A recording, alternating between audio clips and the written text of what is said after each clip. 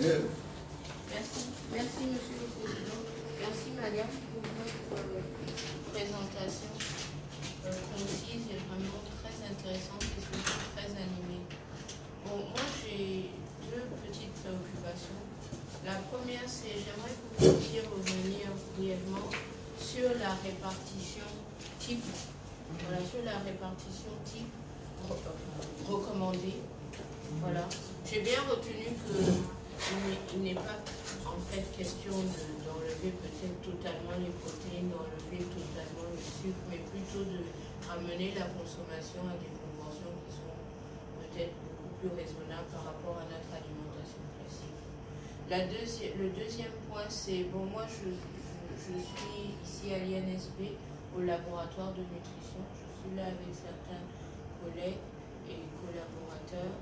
Bon, notre ambition est également de pouvoir travailler sur l'alimentation. Et donc, c'était juste pour dire que, bon, à l'issue de ce qui sortira de cette première rencontre et peut-être de la formalisation de certaines conventions entre vous et puis les différentes structures, en tout cas, le laboratoire est très partant pour la partie relative à la composition des plantes, c'est-à-dire à la détermination des teneurs en nutriments et en micronutriments au niveau des plantes locales qui pourraient être recommandées dans l'alimentation. Ok, merci. C'était pas présenté? Ah, pardon. Alors, je m'appelle Michel Aké, je suis pharmacien. Je suis ici à l'INSP, ce que j'ai dit au laboratoire de nutrition, et je suis enseignant-chercheur à l'université Félix Houphouët-Boigny, UFR Sciences Pharmaceutiques et Biologie. Merci. Ok.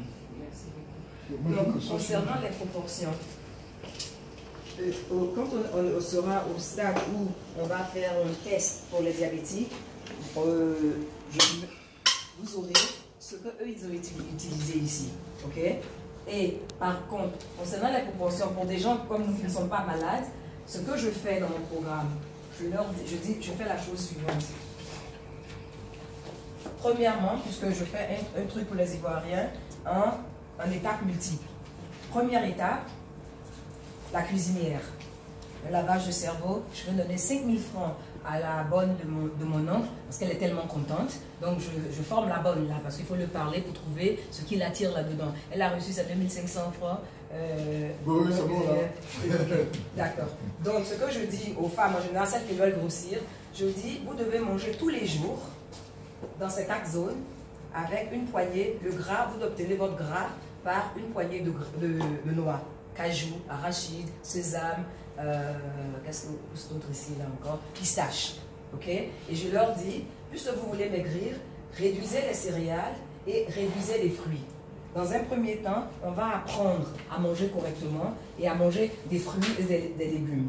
Et à incorporer fruits et légumes et légumineuses dans tout ça là, dans ce qu'on fait aujourd'hui. Ok?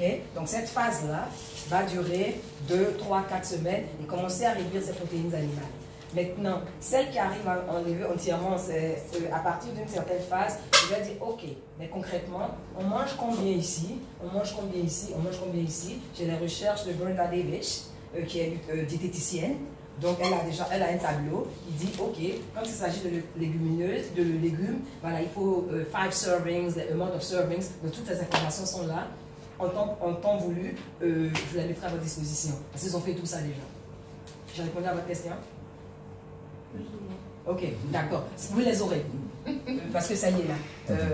Le cap, le serving, je n'ai pas voulu rentrer dans tous ces détails. En fait, ce que je voulais savoir, c'est de manière générale.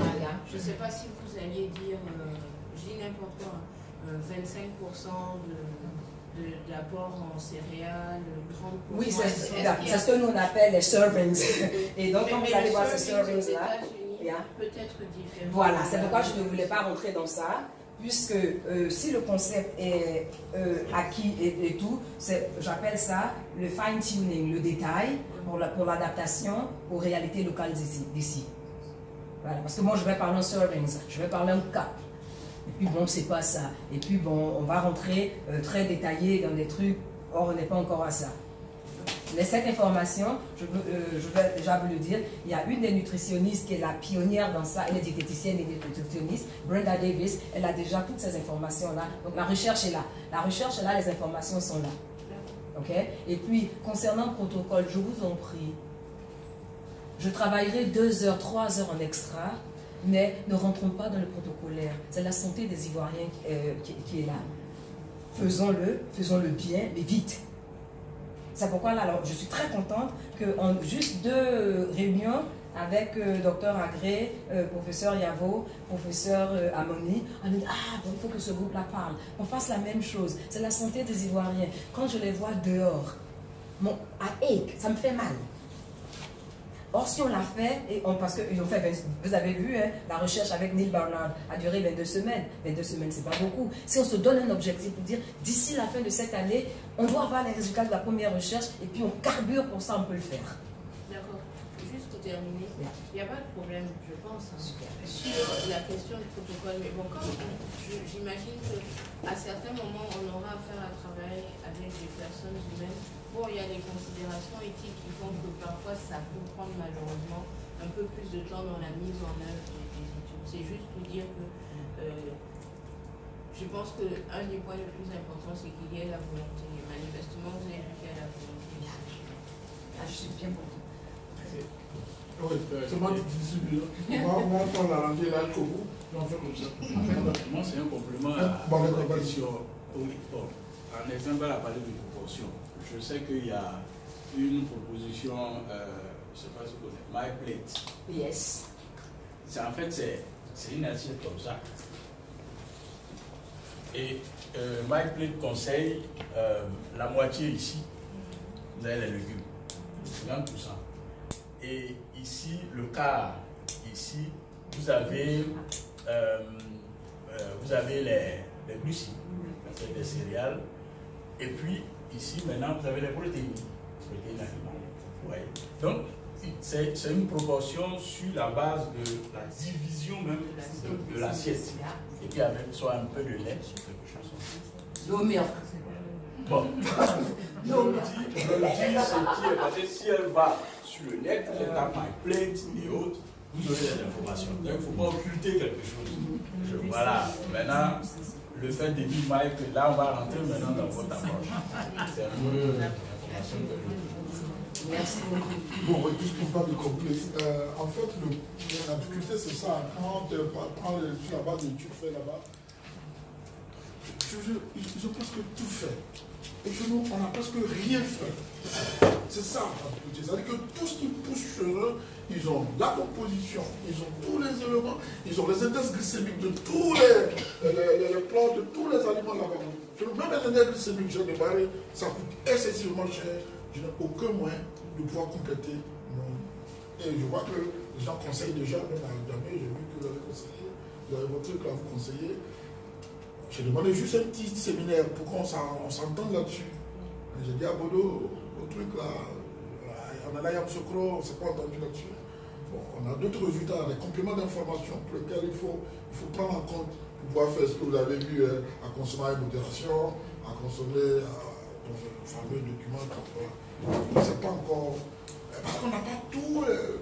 Et quand elle est venue, elle dit c'est ça qu'elle veut. Elle a les résultats pour les Américains. Est-ce que vous pouvez aider à faire la même chose?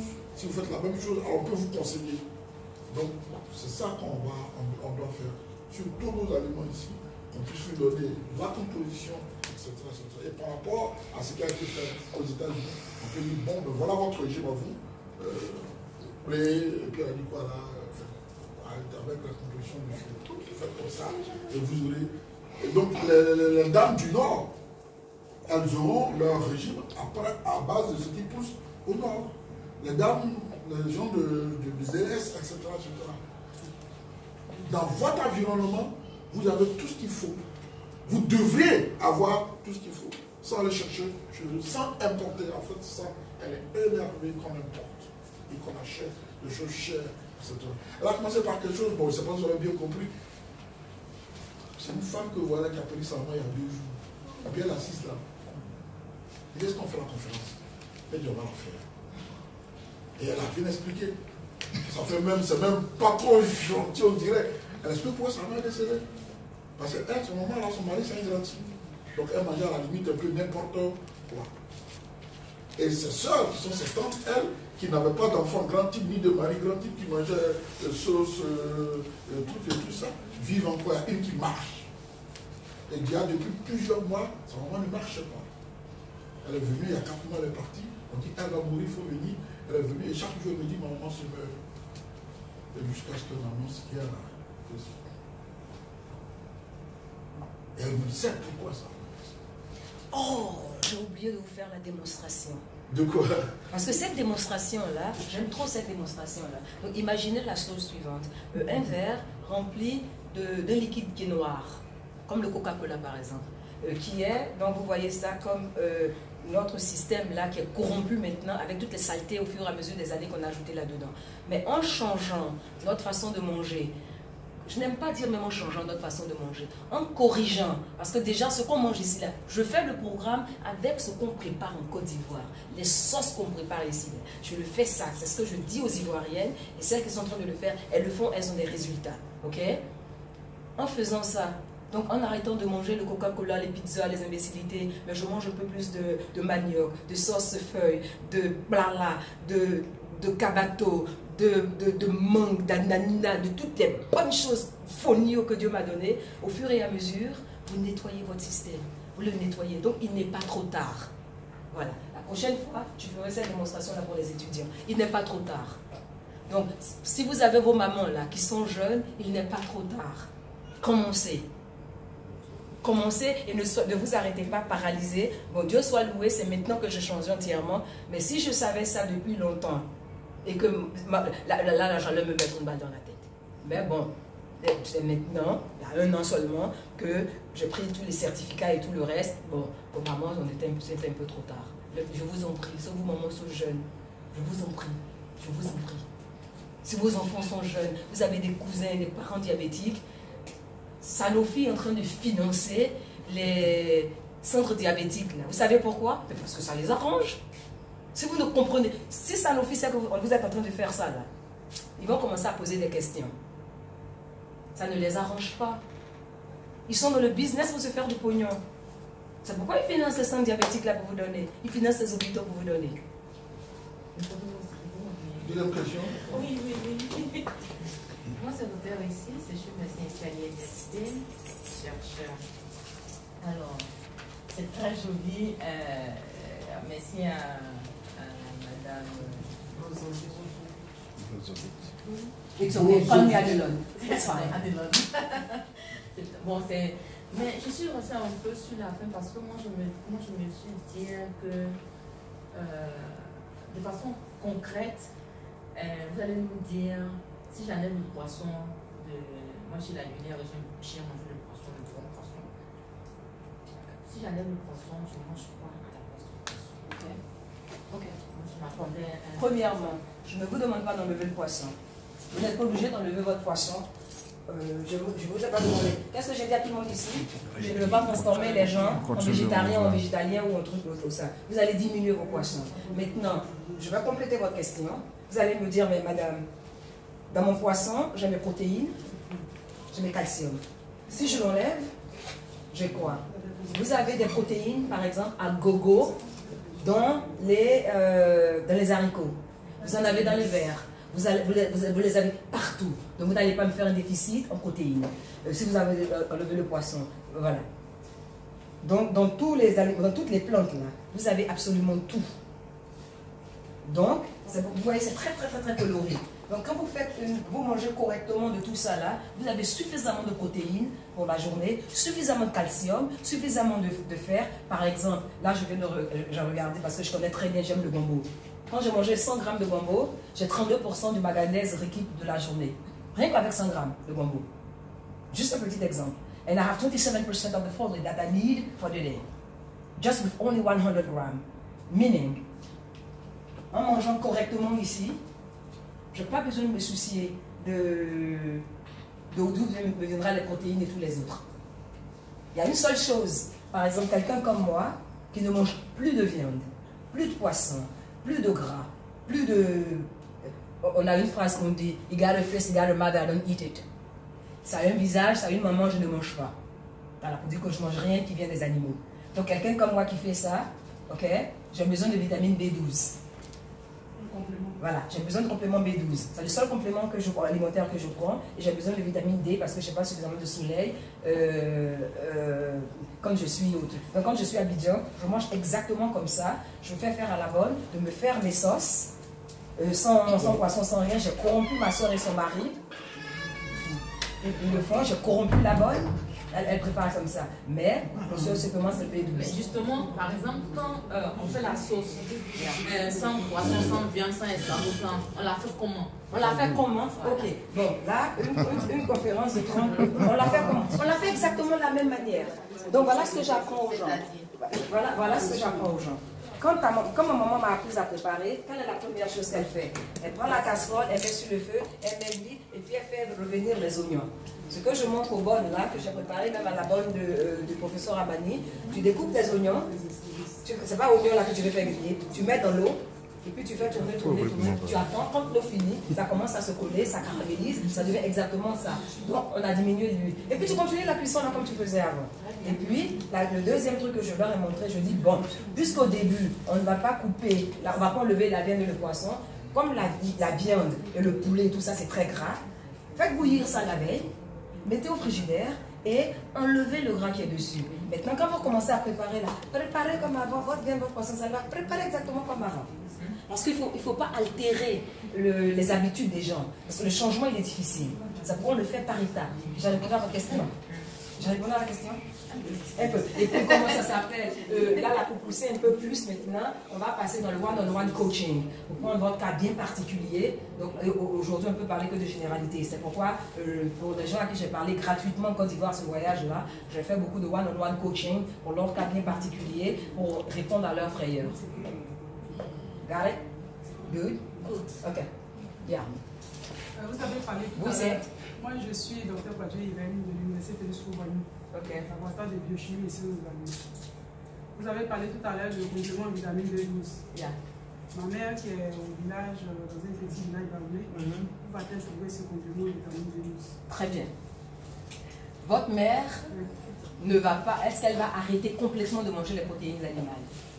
Quelle est la quantité de protéines animales? Vous dites que moi, je ne mange pas ça. Voilà, donc, en fonction, petit qu'on élimine tout ce qui elle n'est pas obligée. Souvenez-vous de la recherche. Toujours souvenez-vous de ce truc-là. 20%, 5%. Voilà. Donc, je ne demande pas à votre mère d'enlever toutes ces protéines animales. Mais si elle arrive à enlever toutes ces protéines animales, je lui dirai l'argent de la viande qu'elle n'a pas dépensé là, elle n'a qu'à les prendre pour aller acheter son B12. L'argent de l'huile qu'elle n'a pas dépensé là, qu'elle prend pour aller acheter son B12. C'est la réponse que je vais lui donner. Si elle avait de l'argent pour acheter de la viande et du poisson avant, cet argent-là, c'est là qu'elle achète son B12 avec. Justement, moi je préconise qu'on ne soit pas trop extrémiste. Oui, mais c'est bon. J'ai commencé la conférence là en disant je ne vous demande pas de supprimer ça. Voilà, j'ai été très claire. Ok? Je ne vous ai pas demandé de supprimer ça à 100%, j'ai demandé de diminuer. De diminuer ça 20%, 5%. Donc, pour comprendre, pour voir comment on est en train de diminuer, c'est pour voir les gens que j'ai coachés. J'ai dit, quand vous vous servez, vous avez l'assiette creuse pour la sauce. Et puis dans l'assiette là, vous mettez la viande que vous voulez manger. Vous photographiez ça et vous diminuez. Donc tu vois que tu as diminué. Voilà. Voilà. On a la question? Ok. Ça va y aller. Parler un peu plus en détail. Je suis là jusqu'au 25 janvier. Le 25 février. Yeah. Je suis docteur Akabou, je suis au service de nutrition. Je vais vous poser une question parce que le conseil qu'on donne aux patients, on leur demande souvent de consommer, s'ils veulent consommer les viandes, de manger plus pour les viandes blanches. Est-ce qu'elles aussi sont tout à fait dangereuses comme toute autre viande rouge? Quand on parle de protéines animales, ça les touche également. Ok, je vais répondre en vous posant une question. Quand vous parlez de viande blanche, vous parlez de poulet ou de poisson? Lequel d'abord? Poulet. Ok, je vais vous regarder droit dans les yeux et puis je vais vous dire c'est pire le poulet. Vous savez comment on élève les poulets là aujourd'hui? nos poulets africains. Ok, d'accord. Vous n'avez peut-être vos poulets africains qui courent bicyclette là bien. Ok, donc c'est pas aussi pire que les poulets d'élevage et tout le reste. Mais c'est toujours protéine animale. Toujours protéine animale, je cherche le docteur Kembon. Toujours protéine animale. Toujours protéine animale. Et si j'ai le temps, si je n'oublie pas, je vais aller chercher mon slide là, où il a fait avec la viande de poulet. Aux États-Unis, pour nous, le poulet, c'est-à-dire que quand tu le vois, vous vous rendez compte, quelque chose qui doit atteindre son poids en 6 mois, il atteint 130 jours, voire jamais le jour. Toutes ces hormones qu'on lui donne. Le poulet, le corps ne fait plus son rôle. C'est à coup d'hormones que la poule nous donne des œufs maintenant. Toutes ces hormones-là, ça passe dans le corps de tout. Ça passe dans le corps de tout. Et puis, quelqu'un n'a qu'à... Qui s'est préparé ici? Pour Fatih essayer de jongler. Ou bien Clara, parce que la fille, là, c'est une bonne femme qui m'a fait ça. Quand je lui ai dit, ah, tante Elisa, pardon, il faut me faire ma sauce compère, là, avec tout. Mais je ne veux pas de viande, je ne veux pas de poisson, je ne veux pas d'huile. Elle dit, aïe, on va faire à lui nous. Elle dit, ah, elle m'a fait ça. De toute façon, c'était tout. Essayez, vous allez voir.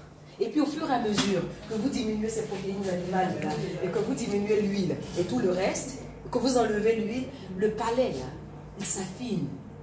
Et vous pouvez ressentir le goût là, de côté maximum. J'aime manger. J'aime manger. Et donc vous ressentez le goût là. Et donc il y a un autre plaisir dans la nourriture. Essayez. C'est doux. Je ne vous montre pas moi mes recettes que je fais aux États-Unis parce que je prépare un peu différemment. Je fais des trucs du monde entier. Je fais de cuisine indienne, cuisine mexicaine, des trucs comme ça. Donc française et tout le reste. Mais sans gras, sans rien. Et mon mari mange et c'est doux. Je fais ma sauce arachide par exemple. Mais quand je fais ma sauce arachide, je mets plein de légumes. Donc en fait, ce sont des feuilles vertes parfumées à l'arachide. Donc le gras qui est dans l'arachide là, je ne le sens pas. Puisque ça devient donc, j'ai beaucoup plus de sauce. Et je vais l'étendre sur 10 jours. Donc les 1500 calories et la quantité de gras qui est dans 1 cup de peanut butter, je l'ai mangé 10 fois. Mais j'ai plein. Oh, je vais avoir une photo de ça. C'est la nouvelle chose. Les Américains appellent ça mafé, voilà, je crois. Mafé, voilà. Mais ma sauce arachide, on ne voit plus l'arachide en fait. C'est plein de feuilles vertes là. Donc, quand je fais pour moi, je mélange toujours au moins 3 feuilles. Donc la dernière fois, j'ai ouvert le congélateur à la maison ici, parce que moi je ne peux pas. Je pris une feuille, c'était là, l'autre feuille c'était là, puis j'ai trouvé que la troisième feuille c'était pas là. C'était bon. C'était bon. C'était bon. Voilà. J'ai répondu à votre question. Il faut faire aussi attention sur les conditions de production des légumes. Parce qu'on utilise des pesticides pour éviter qu'il y ait des attaques. Bon, c'est très bien. Voilà où on doit, ce qu'on recommande aux gens aux États-Unis même d'ailleurs, on va le faire par étapes. Dans un premier temps, je veux que les gens aient cette prise de conscience-là, que je dois enlever l'huile, le sucre, et manger beaucoup plus de légumes et tout le reste améliorer. Donc on le fait doucement. Et quand les gens maintenant, quand je commence à réagir, que je sais manger, j'appelle ça la roue, que je sais manger dans la roue, je sais faire ça, ça devient mon style de vie. Vous avez vu qu'on n'a pas parlé de régime, mais mon style de vie, maintenant on va améliorer. On améliore. On va d'abord étendre, expand that, étendre, voilà, en faisant d'autres recettes et tout le reste. Et puis après on améliore, on va vouloir manger le bio. Mais dans un premier temps, on va manger ce qu'il y a. Il y a d'autres groupes qui font la guerre pour le bio, mais dans un premier temps, on ne va pas se soucier de ça. Ceux qui ont les moyens, commencez comme ça. Vous n'avez pas les moyens, mangez vos trucs, commencez déjà à faire le changement. Et puis, comment ça s'appelle, qu'est-ce que je voulais dire d'autre là? Bio. Il y a aussi plein de controverses qui sont là. Est-ce qu'il faut les faire bouillir? Est-ce qu'il faut les faire à la vapeur? No, just stay out of that. Commencez à le faire, changer l'habitude là. Parce que c'est 20 ans, 30 ans, 40 ans, 50 ans, 60 ans d'habitudes alimentaires qu'on doit changer. Il ne faut pas envoyer trop de changements à la fois. Ok? Monsieur, vous avez une question? J'ai oublié votre nom en fait. Je suis docteur Nenguien Charlemagne. Ah, comme mon grand frère. Ah, d'accord, voilà. Je suis enseignant-chercheur à l'université Nenguia-Roua. J'appartiens au laboratoire du professeur Amadou. également chercheur associé au Centre suisse de recherche scientifique. Donc, je suis biochimiste et puis je suis aussi analyste sensorielle. Donc, je suis très intéressé par, disons, vos actions, vos études, parce que c'est quelque chose qui, pour tous ceux qui travaillent dans le domaine de la diététique et de la nutrition au Côte d'Ivoire ici, c'est vraiment d'intérêt. Il y a beaucoup de volonté, mais jusque-là, comme le professeur Mani l'a dit, il n'y a pas eu de travail très approfondi, très, disons, très validé pour des produits typiquement ivoiriens. Et donc, quelque part, vraiment, j'encourage aussi cette initiative. En qualité de biochimiste, très souvent, quand vous conseillez n'utilisez pas peut-être tel aliment ou tel aliment, il serait, moi je vais dire quelque part, peut-être qu'il serait beaucoup plus recevable pour la personne à qui on donne ces genres de conseils, peut-être d'expliquer les raisons profondes. Quand vous dites par exemple, écarter le lait, c'est un produit tout entier. Tout le monde sait que le lait n'est pas forcément le lait industriel et le lait produit de façon traditionnelle n'a pas forcément la même composition. Peut-être que de façon industrielle, il y a des ingrédients qui sont ajoutés et autres, c'est ce qui fait que peut-être ce n'est pas très intéressant. Donc, je veux dire, le fait d'écarter certains, par exemple, vous dites pas d'huile, tout le monde sait que parmi les huiles, il y a des huiles qui sont, comme on le dit, les poly insaturés. Donc, je veux dire, les huiles, c'est important même pour le cerveau. Voilà. Ok. Je vais vous interrompre là, et puis je vais répondre au truc. Bon, en 30 minutes, on ne pouvait pas faire beaucoup de choses. Mais je vais vous répondre pour le lait. Je vais prendre par exemple pour le lait. Ok? Ok. Prenons le lait. C'est quoi le lait? Le lait, produit de la mer, c'est la meilleure des nourritures sur la terre pour l'enfant. Okay. Maintenant, quel est le lait que je vais donner différents points ici? Donc, le bébé de l'être humain, hein, en général, au bout de 1 an, 2 ans, il est sevré. Il ne prend plus de lait. C'est fini. Comme ça, la nature avait fait, on ne prend plus de lait. Au bout de 2 ans, 3 ans. Le lait maternel, là, il y en a plus à produire plus. Okay. Et puis après, nous sommes les seuls mamans, ok, qui consommons du lait de quelqu'un d'autre, de la vache. Donc je vais me focaliser maintenant sur le lait de la vache. Ok. Regardons un peu. Je vais d'abord commencer avec mon esprit mathématique d'ingénieur. Le veau, le petit de la vache, il naît avec 65 pounds, qui est à peu près 30 kilos. Ok. En 1 an, je veux qu'il atteigne la demi-tonne, ou la tonne. Ok. Donc ce lait-là, que lui il prend, numéro 1, au bout de 3 mois, il arrête lui-même de prendre ça, et ça va se nourrir d'autre chose. Donc je ne comprends pas pourquoi nous on se croit plus ça déjà. Et puis donc ce lait-là, qui va transformer cette petite bestiole de 65 pounds en un mammouth de 500 à 1 tonne, contient entre autres ce qu'on appelle IGF, Insulin Growth Factor, qui permet cette multiplication rapide là pour qu'il atteigne ce poids là qu'il doit atteindre. Ok? Mon petit, ma petite fille, mon petit garçon, quand je l'ai accouché, elle a 3-5 kilos. Je veux qu'il atteigne, si c'est un costaud truc, 150, 200, donc certaines personnes font 200 kilos parce qu'ils sont très forts et tout le reste. Mais en combien d'années?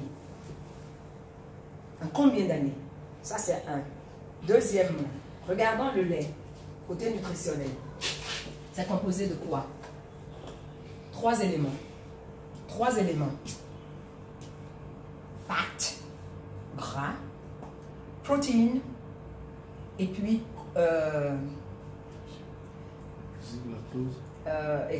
fat, protein, and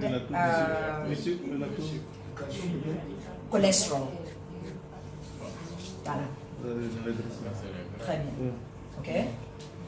Le gras qu'il y a dedans, saturated fat. Ce gras-là, je vais vous donner toute la présentation, toute la recherche de Dr. S.L. Qu'est-ce que le gras fait, ce qu'ils appellent la paroi endophiliale.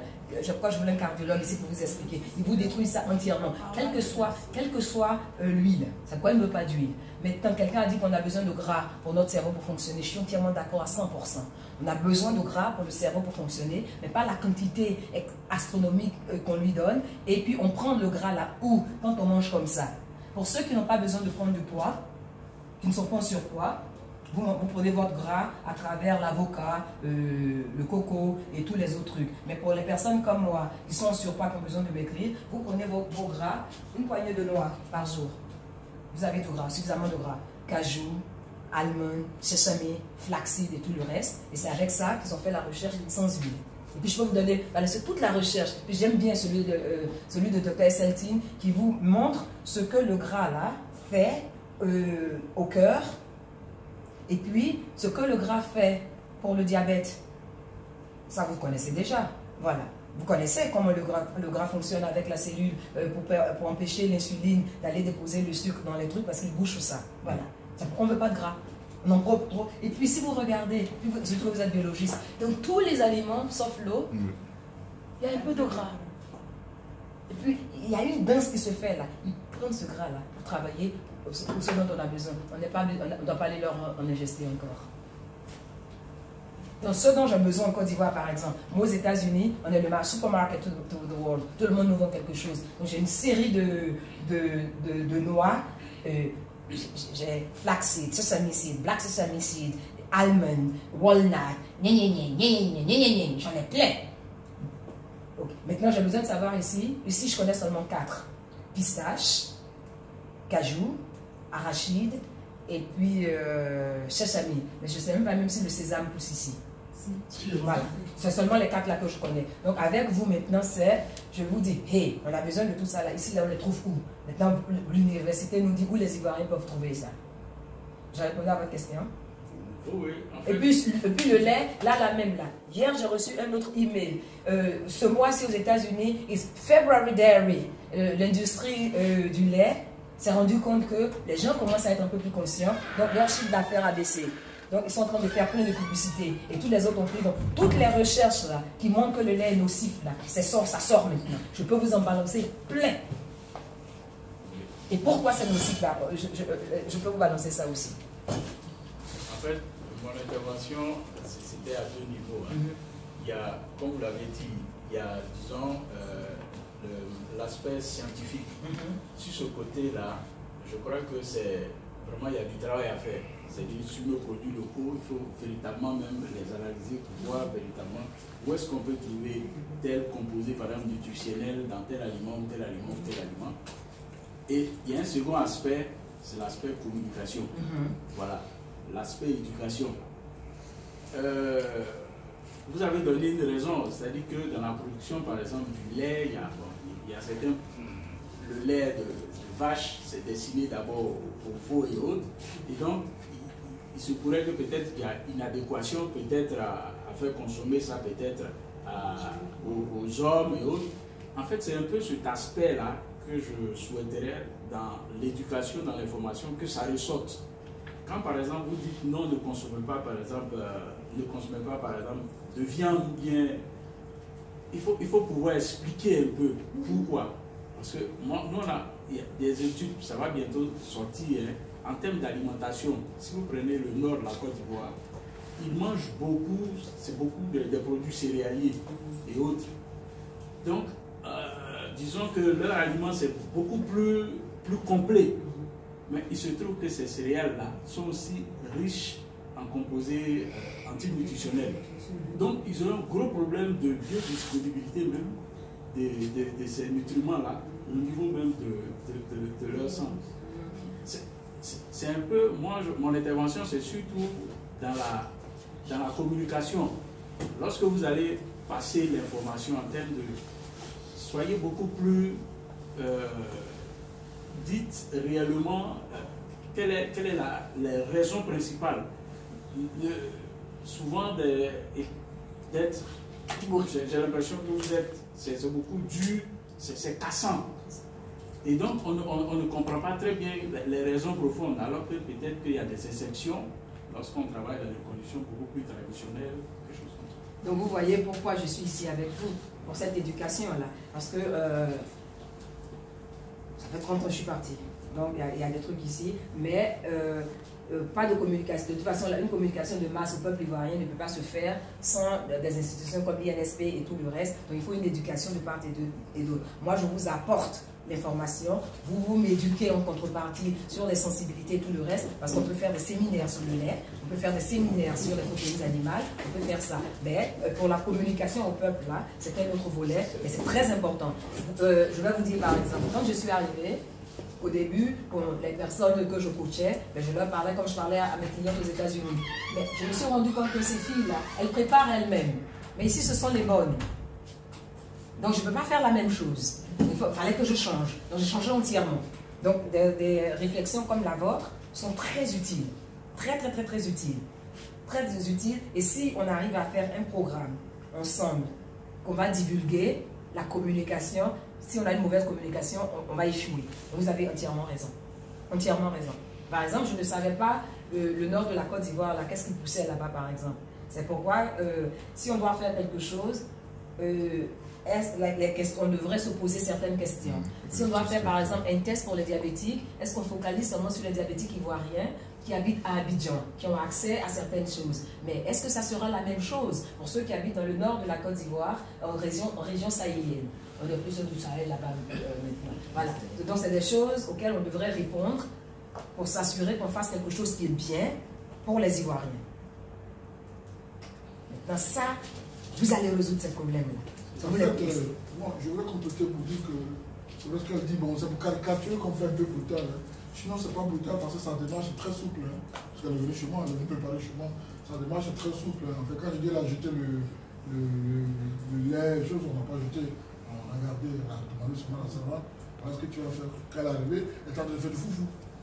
Elle voulait mettre de l'huile rouge dans son foufou.